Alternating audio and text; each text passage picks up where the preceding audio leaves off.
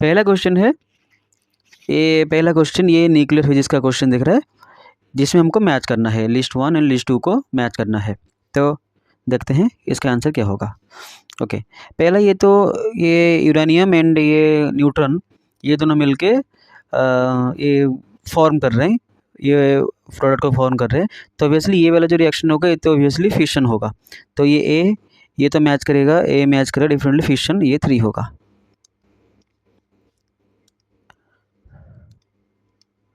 एक मिनट, ये मैच करेगा 3 के साथ।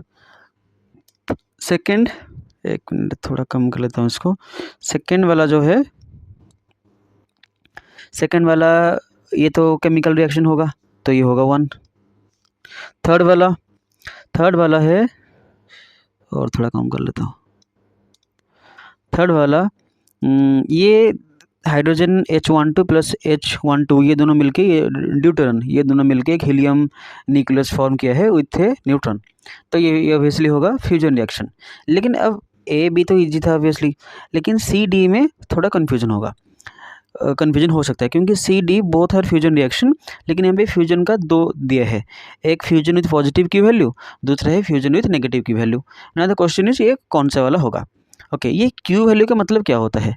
क्यू वैल्यू का मतलब होता है कि क्यू वैल्यू आ रहा है कि जिस केस में हमने आइंस्टाइन रिलेशन पता होगा, E equal to delta M C square and this delta M is the mass defect. ना अगर ये मास डिफेक्ट पॉजिटिव होगा, मास डिफेक्ट का मतलब होता है mass of the reactants minus mass of the reactants, mass of reactants minus mass of product.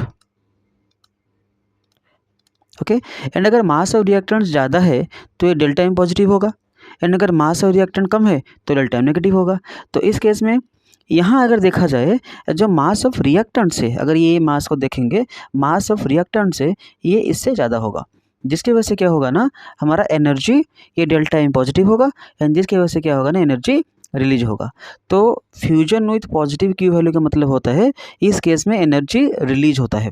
इस case में जो क्यू वैल्यू लिखा है, इस केस में एनर्जी रिलीज होगा। तो ये वाला होगा ऑप्शन 2, ये वाला होगा option 2, fusion with positive Q value. लेकिन इसमें क्या है, इस केस में क्या होगा, इस केस में जो दिया है, ये जो H13 है हमारा ट्राइटियम, इसमें क्या है ना, इसमें जो इसमें भी फ्यूजन हो रहा है, लेकिन इसमें नेगेटिव क्यू वैल्यू होगा। नेगेटिव क्यू वैल्यू इसलिए होगा क्योंकि इसका जो मास ऑफ द रिएक्टेंट है ये प्रोडक्ट से क्या होगा ना, छोटा होगा, जिसकी वजह से क्या होगा ना, आंसर नेगेटिव में आएगा। एंड इस केस में क्या होता है ना, एनर्जी ऑब्जर्व होता है, एनर्जी रिलीज नहीं होता, एनर्जी ऑब्जर्व होता है, जिसकी वजह से क्या हो जाएगा, ये वाला हो जाएगा नेगेटिव की वैल्यू। तो ये होगा ऑप्शन 4। तो देखते हैं कौन सा ऑप्शन मैच कर रहा है। पहले तो ये A3B1 C2D4, तो आंसर होगा ये वाला होगा आंसर।